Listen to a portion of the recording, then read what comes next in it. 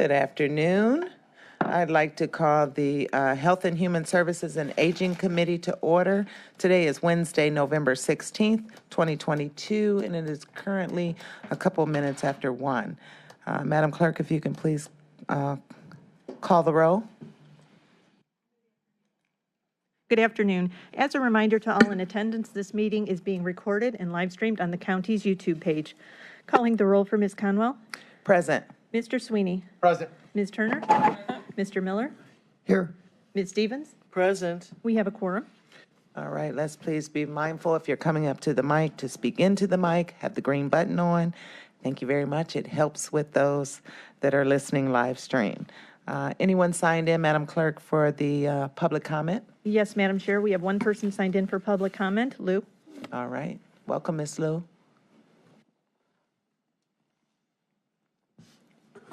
Good afternoon, everybody. Good afternoon. It's good to see very practically useful resolutions on our agenda again. Definitely, I support we should have even way more funding for rapid rehousing. But the rapid rehousing has been very slow rehousing. That's because we have already been in disadvantage. Homeless services have never been funded fully. That's one for sure. Now with COVID-19, after the recession, that makes us slower even more effectively better. However, here, 2 weeks ago, chair of this committee, Ms. Conwell, you made a comment to ask how many percentage of the people not working on housing. So today we could see, even we do have people, they do not look like they are working on housing, but actually they are, but there is no housing which will fit their situation to work on. While waiting for the housing, building the leaking, the same leaking in that particular room happened again yesterday. How responsive is the owner of the building? We did not get anybody until probably today we could see. This person is the same polite person, but he doesn't really know the layout of the building still. So how responsive things can be resolved? No, this guy has no way to know all the internal leaking passages created from throughout the time when the roof was still bad. So now you have all the people cramming in that room, walker, oxygen machine, seniors, or not very seniors people, but with other disabilities, crammed in that room. Now, one of the elderly lady in that room, just for example, she has been working hard on her housing to be able to stay with her brother so they can be caretaker to each other. Now look at the other part of the housing service, how responsive that would be. The person helping her on the housing actually did not file the documents as she requested to the location she needs to be. This person, yes, she has her maternity leave, this, and that, but still, she doesn't really know how to navigate a housing system herself. How would she be able to help the people who has a different needs from her own? She's a younger person, but this senior person wants to stay with her brother. She does not want to move to the building you may think being available, because that's far from her pharmacy to refill medicine, too far away from her brother, which they have to take care of each other, also far away from her other friends. You put her into a place, you think it will create a score on your records, but that's what not she needs. So where can she get a housing? None and no. Thank you. Please help. Thank you, Ms. Lou. Anyone signed in, else signed in? Yeah, for that public concludes comment? public comment. All right. I just wanted to state that this committee, Health and Human Services, has discussions with agency partners to create multi-systemic partnerships for the betterment of Cuyahoga County residents. So we have presentations. We are a lot more than just passing contracts. So I just wanted to make that statement. We have the approval of the minutes from the November 2nd meeting. Is there a motion and a second? Second. Moved by Sweeney, seconded by Stevens. All in favor, please say aye. Aye. Aye. All right, we have several items that are referred to the committee today. Madam Clerk, if you can read the first item into the record. Please, if you are a guest presenter, please state your name. Thank you. Resolution 2022-0393, awarding a total sum not to exceed $100,000 to the Rose Centers for Aging Well for the Rose Centers Meals Program from the District 2 ARPA Community Grant Fund.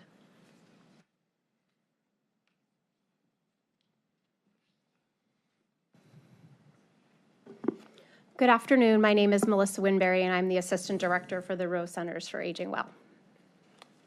Good afternoon. My name is Allison Morford. I'm the Development Manager for the Rose Centers for Aging Well. We wanted to thank you for this opportunity and to be here to present. Thank you, Councilman Miller, for your support and recommending our proposal. And so the Rose Centers for Aging Well is a program of the Benjamin Rose Institute on Aging. The Rose Centers for Aging Well promotes active aging for Northeast Ohio's older adults by offering opportunities to learn, socialize, create, and volunteer.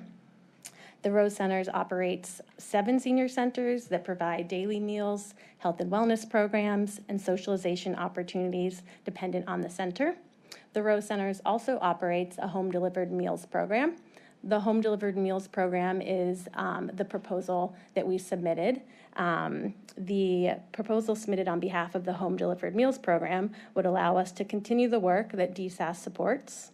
It would allow us to continue delivering nutritious, critical, life-saving meals to older adults aged 60 and over in Cuyahoga County, so county-wide, that are unable to leave their homes, to prepare their own meals, to purchase food. They may live in a food desert. They may have mobility issues. They're homebound individuals who we deliver meals to daily, Monday through Friday.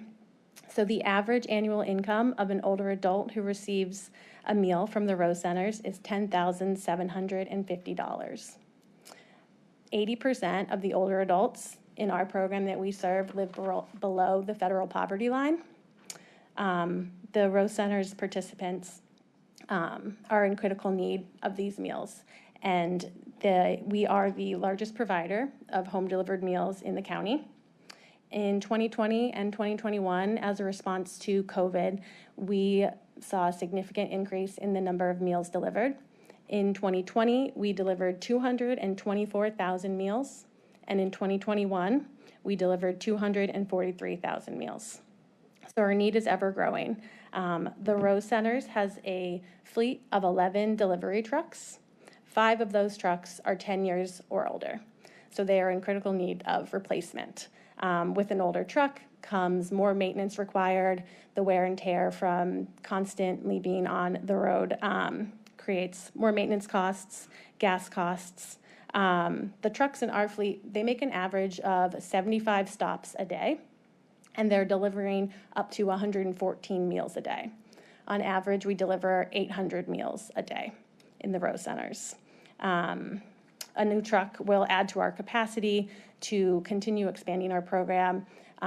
We would be able to continue expanding to the west side. We would be able to serve more older adults and have updated routes, greater capacity. Yes, so that our proposal is in support of the delivery trucks and our fleet, and we appreciate all of your time and thank you for your consideration and your continued advocacy for older adults. Thank you, Councilwoman Conwell, for your advocacy, and thank you all. Any questions, of course. Just a question about the 100,000. So, 5 trucks is needed. Our request was for trucks, up to 3 trucks, heating equipment for like bags to deliver meals in, as well as at our senior centers. So we have 7 senior centers, adding equipment that we could have salad bar, soup bar, more to add supplement to the nutritious meals. So the $100,000 that was proposed would cover up to 1 truck. Specifically, the opportunity was presented to us for an electric vehicle up to 100,000. So we are exploring that with the Electrification Coalition, with the support of learning how we upfit, because our trucks have specific heating and cooling equipment installed in them so that we can deliver our meals in guidance with food safety on time. So that would be different in an electric vehicle, and it might be one of the first. We are talking with others to see what's been done before, but the outfitting of it would be different. So we're exploring that. Okay, so your need far exceeds the 100,000 that you're getting. It does far exceed, yes. Okay.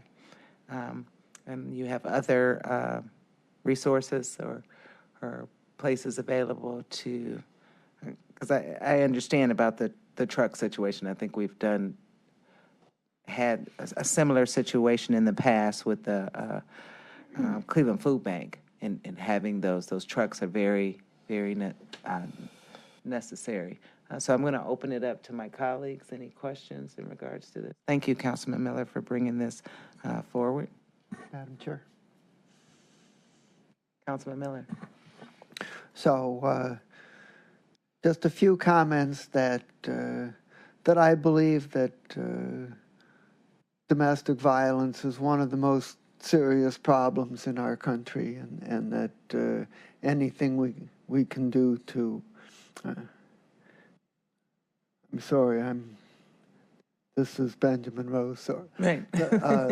This proposal is gonna help provide urgently needed meals to senior citizens, and it's clearly directed to the most vulnerable low-income populations in our community. So it's very well targeted to meet critical needs, and in addition, the Rose Center is working with our sustainability department and the Electrification Coalition to seriously explore the possibility of obtaining an electric vehicle, which would be a very significant trend-setting advance. And so this proposal has multiple benefits, and I request the support of my colleagues. Thank you. Councilman Sweeney. Thank you, Madam Chairwoman, and thank you, Councilman Miller, for bringing this to our attention. Welcome, and thank you for all the wonderful work the Rose Centers have been doing for many years. What happened to Benjamin? Yes, so the Because that's why, when I grew up through my political career, it was always it's program, so the Rose Centers for Aging Well is a program of the Benjamin Rose Institute on Aging. got it. And I got a call this morning from Mr. Dirtle about 7:30, sharing how important this is to Cuyahoga County, just for the reference. But just, you run on a tight budget, right? Is that be an accurate statement?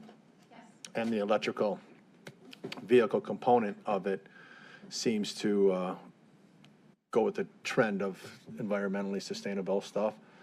But in the long run, won't it save you money? Because when you're making your statements, brakes and gas and this and all that money that could be saved could go to more meals? Would that be something that makes logical sense? Absolutely, yes. We would hope that, so we're really thrilled. We have never honestly even considered an electric vehicle until this proposal was, presented to us. And it is a wonderful opportunity. We're hoping that this would sort of potentially be a pilot opportunity where we could see what a difference an electric vehicle would make in our delivery costs. Right now, on average, we spend over $40,000 a year in gas alone, supporting our fleet. And then we also spend around $26,000 a year in maintenance of our 11 truck fleet.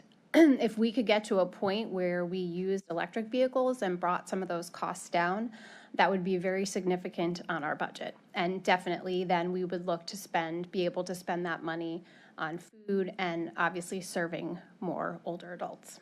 And through the chair, it just makes all the sense in the world, and Absolutely. taking away from old trucks that need a lot of maintenance and repurposing the money for something that is very good. Yes. Be fully supportive. And Mr. Sinagra, I just wanted to give him a shout out because I gave Dirtle one, but he didn't call me at 7:30 in the morning. He waited till I got here. So thank you, Madam Chairwoman. I appreciate the opportunity to make comment. right, thank you. Anyone else? I just want to provide support to this kind of activity. All of us hope to grow older. Some of us grow older with more cash and assets than others. And so, I'm sorry? I was just saying, we were already there and over 60. So you had to put them on the spot. Good Lord. A comedian among us. Right. Thank you for your service on behalf of the seniors in our communities who did not earn enough money to live without our support. Thank you, Madam Chair. Thank you. So I just want to say I'm 21. I don't know what they're talking down. We thank you. I think you've sent several of your ARPA requests to several of us, and so you never know what the future may hold. But as of now, thank you. We know that you're advocating for the seniors and what is needed. It's a partnership with the food bank. I'm sure you guys, this county is very large, and so you're all trying to take care of different pockets of it. So we appreciate the work that you do. Can I have a motion, Mr. Miller, to move this forward? I'll move that we favorably recommend Resolution 2022-0393 to the full council for second reading, noting that on all of the ARPA applications, we go through the full three-reading process, and this will put the legislation on track for final passage on December 6th. Second. Second by, moved by Miller, seconded by Stevens. All in favor, please say aye. Aye. And thank you for that caveat, Mr. Miller. Yes, ARPA funded programs need to go through three readings. So you're welcome to follow us along in this journey. I think it'll make it by the end of the year? Yes, Yes. the second reading will be on November 22nd, and the final reading will be on December 6th. Okay. Chairman, would you please Yeah, add my Mr. name? Sweeney. if you don't Yes. mind? Thank you. You can add mine. Is the whole committee? Yes. HHS, we stick together. All right, thank you, ladies. Thank you very much. Okay, all in favor to move this to the full council for second reading, please say aye. Aye. All right. Resolution 2022-0395, awarding a total sum not to exceed $43,015 to the Journey Center for Safety and Healing for repairs and upgrades for the Emergency Domestic Violence Shelter from the District 2 ARPA Community Grant Fund. Good afternoon, Madam Chair. Good council members. afternoon. I'm Melissa Graves. I'm the CEO at the Journey Center for Safety and Healing. Thank you for asking me to be here today and for putting forward this request. Journey Center is the comprehensive domestic violence service provider here in Cuyahoga County. We reach nearly 15,000 survivors of domestic violence and child abuse every year with specialized services that include, that offer safety, healing, and breaking cycles. Our services include the only emergency domestic violence shelter in the county, a 24-hour helpline, therapy, support groups, victim advocacy, supervised visitation, a specialized Latina DV project, and prevention and communication. We also work towards systemic change. We were one of the key conveners of the partners that launched Canopy Child Advocacy Center, and we work very closely with County's Witness Victim Service Center to provide the DALE, the Danger Assessment Law Enforcement Training to help with domestic violence response calls. I'm here today to talk about the capital needs at the shelter and the funding for that. The building that houses our shelter was converted into a shelter nearly 50 years ago. It was a private residence that has been converted and added on to much over the years. Shelter accepts adults and children 24 hours a day, every day of the year, from hospitals, police stations, the community, all through our helpline. Survivors and their children stay at shelter to find safety and plan for their next steps for themselves and their family. Shelter has 41 beds. It has 12 cots, cribs, and approximately 60% of those that we serve in shelter are under the age of 18. So with an average length of stay, approximately 45 days, shelter serves around approximately on average 300 people per year. So that's 13,500 residential care days and about 67,000, more than 67,000 meals and snacks. It's a lot of wear and tear on that building. And it's because of the nature of our services, it's very important that that space is comfortable, is safe, and is secure for the families there. Over the course of over the course of COVID, time in the shelter increased. People had stay at home. They weren't working. Kids weren't in school. So that meant more people spending more time in shelter, which also increased wear and tear in the facility. It has been over 11 years since we've done any significant capital improvements at shelter. Over that time, we've served over 3,300 individuals. We are overdue in some of our continued maintenance and these repairs, and of course, new issues that have arisen. With the money allocated, the $43,000, we're going to be able to address some of the highest needs and the most urgent needs on that list, including some foundation repairs, a shower leak, some repair to some walls, and upgrade and a drain in our ADA compliant bathroom, and gutter and roof repair. These are definitely urgent, please sooner than later repairs. That's the highest urgency priority. The total list of repairs that we really do need at shelter is around $260,000. We did apply to the state capital budget process this year and were declined. We will try again, but the complete list is not merely a wish list. All of them are significant. For example, the shelter is located in a neighborhood that experiences a lot of power outages, and that really impacts our security alarms, our communications, our cameras, and obviously with that many children and families in shelter, electricity and refrigeration are important. So we don't have a generator. We desperately would need a generator. And the floors have not been repaired or replaced over those 11 years. So those are two other high priority, high dollar costs that we have wonderful support from volunteers and from the community, but these are the types of projects that cannot be done by volunteer work. So we are continuing to seek for the remainder of those dollars. Can take any questions. I have a couple, but I'll just the one, since you just ended with the determination of the lighting. Who is the lighting company? Are we talking about CPP or illuminating company? Do you mean when we lose power? Yeah. Now you're asking me a question I don't know. Okay. I'll So find out. yeah, we need to, Okay. because we have partners across the street, that own Right. CPP, so maybe we can help you with that. What neighborhood? She doesn't know which company, which electric company, first of all. And they can't say the neighborhood because it's a domestic violence. So, you had questions, Mr. Miller?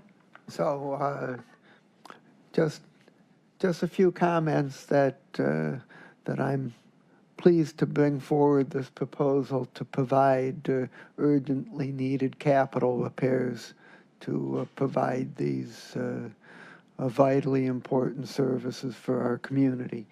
And this proposal is in addition to the $100,000 in operating support that was generously provided from another council person's ARPA funds.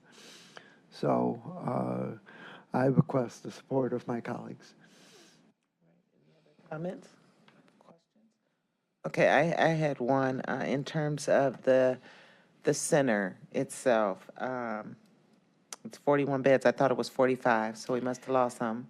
I thought it was 45 for years. I thought it was 45. Well, 41. I have 41 here. We did expand the ADA bathrooms. Okay, so that probably took some beds, so not good, we're going the other way. So this structure, I've never been there, we've just never been able to work that out, but I guess I need to get on that schedule to do that, but is this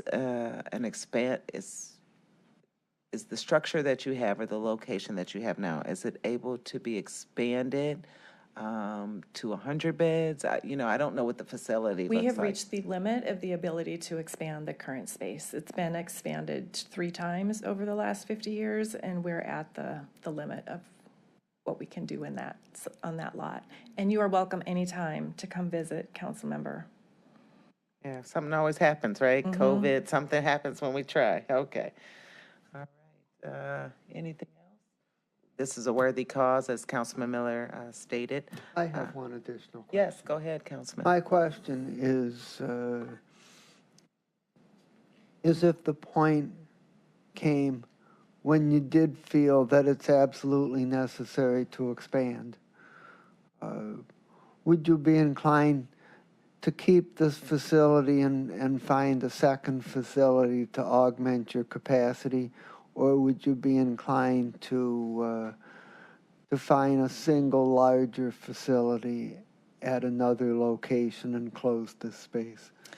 That is a fabulous question, and it is a question that my board is actively asking and considering and analyzing right now. And we would love to be in conversation with the county about potential options. Okay. So currently, your operational expenses for the shelter now is what? About 1.2 million. And overall, the agency has a budget of 4.7 million. You said 1.2? Any further comments, questions? All right, hearing none, seeing none. Anything else you'd like to share? Thank you for your support. All right, always, Councilman Miller, would you like to make a motion? Madam Chair, I would move to favorably recommend Resolution 2022-0395 All right, to the full council for second reading. I heard Turner. Second? All right, all in favor, please say aye. Going Aye. to full council under second reading. Aye. Aye. All Madam right. Chair, can I add my name to this? Yes. Is that another committee? Yes. Put us on. Madam Chair. All right, team effort. Madam Res- Clerk? Resolution 2022-0413, making an award on requisition 10389 to Mental Health Services for Homeless Persons Incorporated, doing business as Frontline Service, in the amount not to exceed $868,300 for the Children Who Witness Violence Program for the period December 1st, 2022 through November 30th, 2024. Hi, good afternoon, Council. I'm Jill Smilek, Deputy Director with Public Safety and Justice Services, and today presenting this contract on behalf of the Division of Witness Victim Services. Do we have the slides? Thank you. This contract will fund the Children Who Witness Violence program from December 1st, 2022 through November 30th, 2024. The program, as you can see on the chart, allows police officers and other allied professionals to make referrals when they know that a child has witnessed a violent crime. There is a focus on domestic violence, but any violent crime is able to be referred into the program. Officers can make referrals 24 hours a day, 7 days a week, and upon referral, the family will receive a phone call from a crisis intervention specialist within 30 minutes, and a face-to-face intervention no later than 24 hours after the crime. They do have the capacity to respond faster, but they plan with the family to visit at a time that is the best and least disruptive time. Once linked to services, a therapist can work with the impacted child or children to assess immediate needs, provide psychological first aid, and link to ongoing services like the Defending Childhood Initiative and Camp Hope, which are additional programs administered by Public Safety and Justice Services. The program has the capacity to serve up to 1,200 children annually. In the most recent years, we did serve fewer children due to the pandemic and fewer people taking us up on our offer of services, but we're back on target to serve almost 900 families this year. So we are back to building our capacity. The final slide gives you just a brief overview of the process that we followed to bring this contract in front of you today. We put an RFP out in July. We received 2 responses and determined that Frontline was the most qualified applicant. Just to point out too that this total contract amount is for 2 years, not 1 year. And it also includes a newly developed client assistance fund that Frontline will administer in addition to their therapeutic services. And if you have any questions, I'd be happy to answer.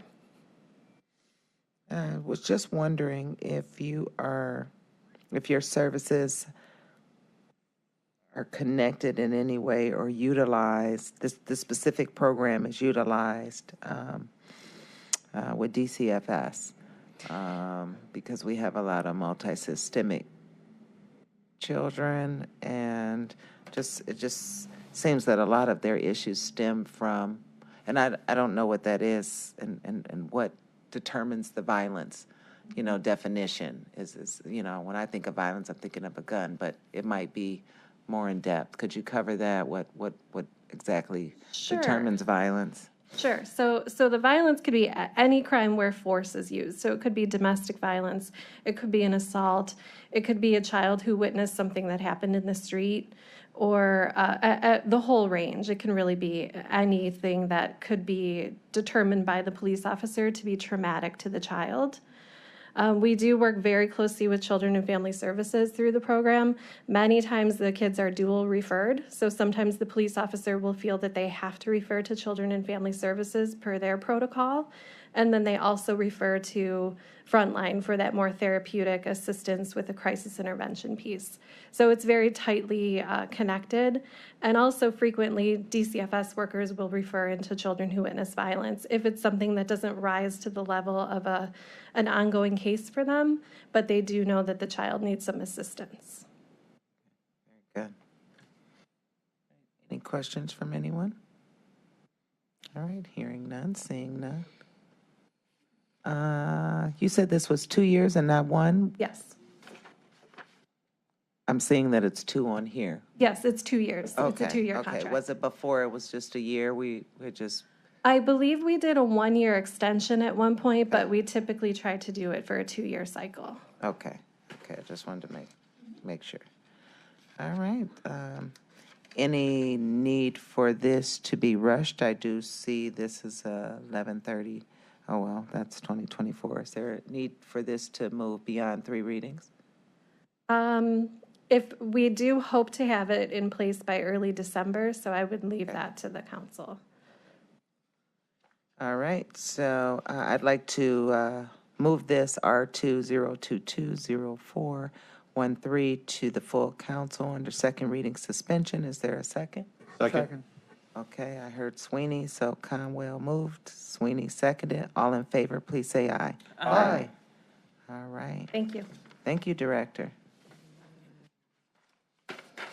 Next item, Resolution 2022-0415, making an award on requisition 7099 to Emerald Development and Economic Network Incorporated in the amount not to exceed $1,935,300 for rapid rehousing services for the period January 1st, 2022 through December 31st, 2023. Good afternoon, David Merriman, Department of Health and Human Services, presenting an item on behalf of the Office of Homeless Services to enter into a contract with Eden, and I'll be inviting Marcos Cortez and Melissa Sirak forward to share details on this item. Before I do want to just acknowledge there are timing issues related to this request, and given the nature of that these are rental assistance payments that are needed to help keep individuals in their housing, we will be requesting second reading suspension and passage. So I'm going to ask Melissa to come forward and provide additional detail. Thank you. Good afternoon, Council. Good afternoon, Director. Melissa Sirak with the Office of Homeless Services requesting approval of this contract with Eden for rapid rehousing services. This contract is funded through the State of Ohio Homeless Crisis Response Program. The Cuyahoga County Homeless Continuum of Care is committed to a low-barrier, housing-first model to ensure that homelessness is rare, brief, and non-reoccurring. When homelessness does occur, households are quickly connected to housing assistance and services tailored to their unique needs and strengths to help them achieve and maintain stable housing. Eden's Rapid Rehousing Program provides access to short-term rental assistance that enables individuals and families throughout Cuyahoga County to move quickly from homelessness into housing. The primary goals of the program are to move households quickly from shelter to permanent housing using term-limited rental assistance subsidies, ensure that the household will be able to sustain their rent after the subsidy ends, and link households with other services in the community to promote housing stability. This contract is delayed as the award from the state was delayed.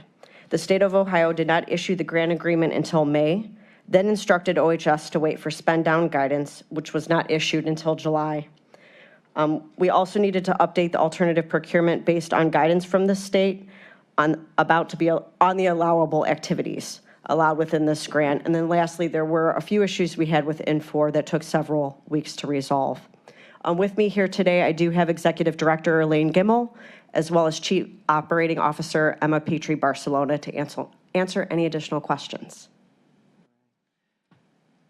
So this is opening it up for any of my colleagues to ask any questions. Seeing none, all right. Anything you ladies would like to share? So this is not an extension, this is just a continuation of what the services that we always do, correct? Indeed, and just to say, thank you for the moment, but already. Hey, can you state your name for the record, Pardon please? me, Emma Petrie Barcelona, Chief Operating Officer with Eden. Just noting that already this year, we've been serving hundreds of people, representing hundreds of households on this program, so we indeed have continued this service, and so just appreciate your support in continuing this effort. Elaine Gimmel, Executive Director for Eden. I also want to thank you. Rapid rehousing is one of the few available resources to get people from homelessness into housing, and we do prioritize the individuals and families that are literally homeless.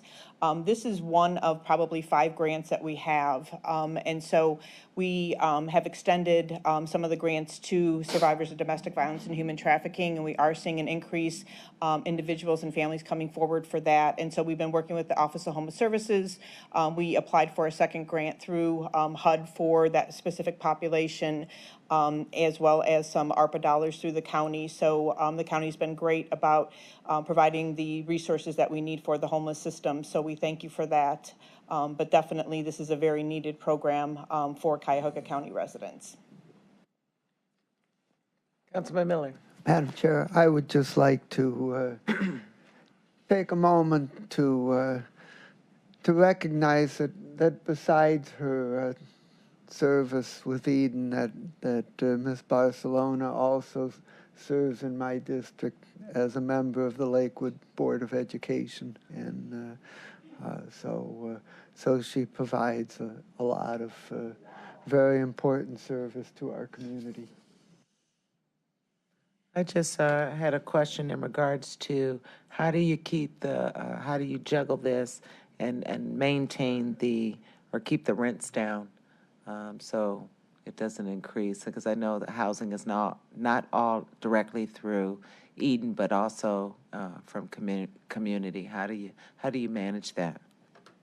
So indeed, anybody served on this program is renting in the private marketplace and with rental housing. And as you just touched on, the rental marketplace right now in Cuyahoga County is very difficult. There's not enough units for people who are in need of housing, and on top of it, the rents asked are generally rising, and so they're challenging. This program in particular does have a challenge with rents in the sense that per the regulations that fund this, the rents actually are capped at certain levels. They can't exceed what's referred to as the HUD fair market rent, and it's actually lower than that because we have to take into account that the persons residing in the units at times are responsible for their utility payments. So sometimes the rent has to be capped at a lower amount than the fair market rent, depending on that. So what that takes then is a lot of effort from Eden staff as well as partners in working with many property managers, owners, and landlords throughout the county to not only talk to them about the program, to encourage them to participate, but to also work with them on other supports that we can offer, landlord mitigation tools when they're available, might be additional resources that they can use, but also just to note that with this program, every participant receives monthly case management through Eden, partners of Eden, so not Eden directly. And so just knowing that for property owners and managers that they are renting to somebody who has their rent paid for 12 months plus is receiving services, sometimes is in line with their business practices or models that they want to work with. But indeed, we often get requests for rents that are higher than we are able to approve, and with that, the household needs to keep looking for units until they can find one that lines up. Yeah, everything's going up, so. So I'd also add that the county, city, state, we've been able to secure what we call property owner incentive funds during the COVID period. So we've been able to offer double security deposits, money to help with damages, also if somebody has application fees, et cetera. There's definitely the need for more of those. However, that has been truly helpful in us being able to secure additional landlords for not only rapid rehousing, but our other rental assistance programs. Say, Director, was that from the state or from the Fed? Yeah, we were able to secure those from the Ohio Housing Finance Agency. We also had a fund, Day One Families Fund, which came through Jeff Bezos.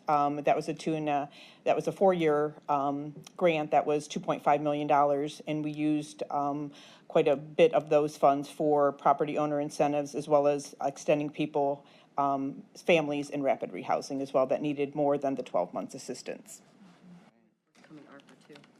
Yes, and there is a, upcoming ARPA contract as well that we asked for additional property incentive funds through the Office of Homeless Services.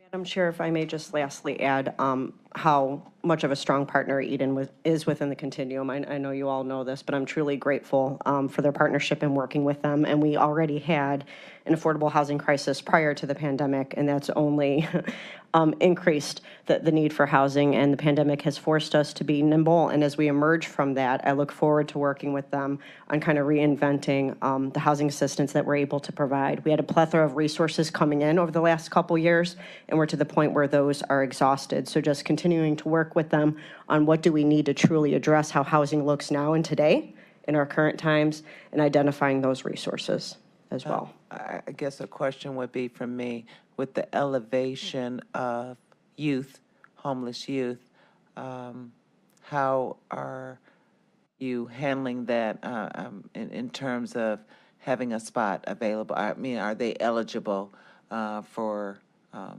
these placements and even tapping into the rental assistance? You know, it doesn't seem like the number grew much, but I know the number of cases have increased because we do have a lot of homeless youth. So how are you managing that?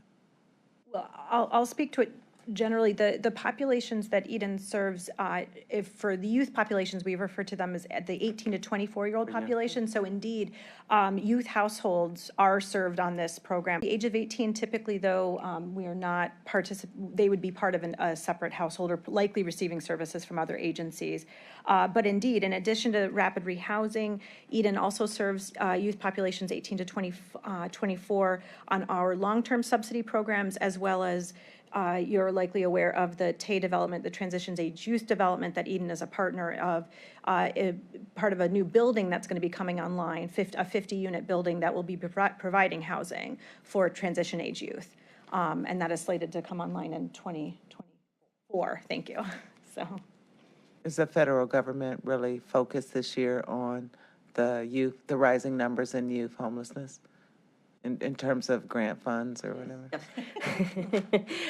They are, Madam Chair, and we are fortunate that our continuum, after 5 attempts, Office of Homeless Services was awarded the Youth Homeless Demonstration Program, or YHDP funds, to the tune of about $4 million that will be able to use for a strategic coordinated community plan, identify ways to address homelessness for the young adults, and then activate steps on addressing that strategic initiative. So we're extremely fortunate. After 5 tries, you know, it worked and it stuck. But it's really, I believe, the award was granted based on the work that our continuum has already done to address young adult homelessness. We have a strong collaborative network. So that will be forthcoming and intertwined with our overall continuum-wide strategic plan as well, which is due to be wrapped up by the end of this year. I think fifth time's a charm, but right. we do have a dynamic director in Melissa Sirac and what she came right in and fulfilled Ruth's shoes and just has that young energy. So thank you very much from all that you do on a day-to-day basis. Anything else? Seeing none, hearing none, no comments more from your side. We'd like to pass R20220415 to the full council under second reading suspension. Is there a second? Second. I heard a lot. Second. Turner. All right, so been moved by Conwell, seconded by Turner. All in favor, please say aye. Aye. And I did say second reading suspension, didn't I? You did. All right. Please Thank add you. my name, Thank you Madam all. Chair. Add my name to this. Gentlemen, you want to add your name? Sure. All Yes. right, all around again. So any miscellaneous business, I do meet with, I had a conversation with Scott Osiki from the Adams Board. It was very informative, and things that are going on in terms of their agency and how they're involved in my specific questions were the crisis center with the centers that we're moving forward on that, and then their reserves, and then the diversion center. So me and Levine will have some notes for you guys shortly to let you know what we ascertained. It was a very important meeting. And then I will be meeting with Administrator Merriman at 3 o'clock. So anyone is welcome to join us if they like on those monthly meetings. Any other miscellaneous business? Yes. Yes, Councilman. Madam Chair and my colleagues, I've received a couple of inquiries from representatives from the CASA organization, the child advocates, and looking for more money. Awesome. And I think that we need more information, and it's too soon to try to add it to the budget update that we're currently considering. But I would kind of suggest that when the time is appropriate, you might consider bringing them in to speak before this committee, and we could discuss more about what they do and what their needs are, and see if we can come up with solutions for them. More than willing to. Anything else? All right, so we'll get that on the agenda. Meeting adjourned.